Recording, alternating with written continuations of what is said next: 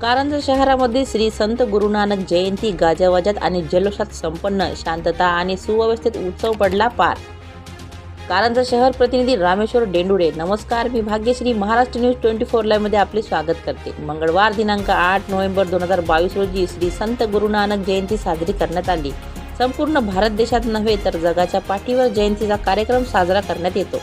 मंगळवार दिनांक 8 नोव्हेंबर 2022 रोजी 553वी जयंती होती. ही जयंती ठराविक एका समाजाची नसून ती इतरत्र भारत देशातील संपूर्ण सामाजिक संघटना असो या समाजातील कुठल्याही प्रकारचा घटक असो, संत गुरु नानक देव यांनी सामाजिक हिताय कार्य केले आणि समाजाला बाधक असलेले जसे की अनिष्ट रूढी, परंपरा, अंधश्रद्धा यांच्यापासून समाजाला धोका विरोधात कार्यही केले.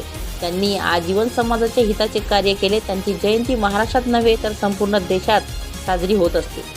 कारंजामध्ये सिंधी कॅम्प येथून या जयंतीला सुरुवात झाली. सिंधी कॅम्प ते जयस्तंभ चौक, आंबेडकर चौक, शिवाजी चौक तथा कारंजा शहरातील इतर चौकांमध्येही मिरवणूक शांततेत व सुव्यवस्थेत पार पडली.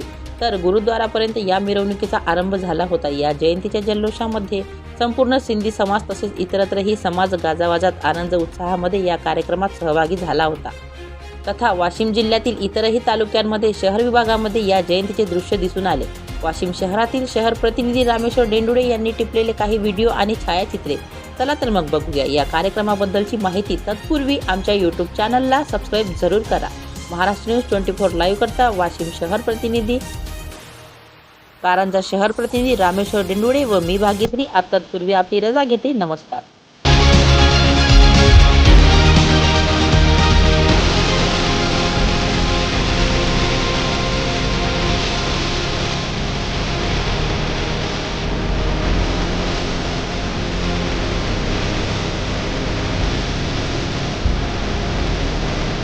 Thank you.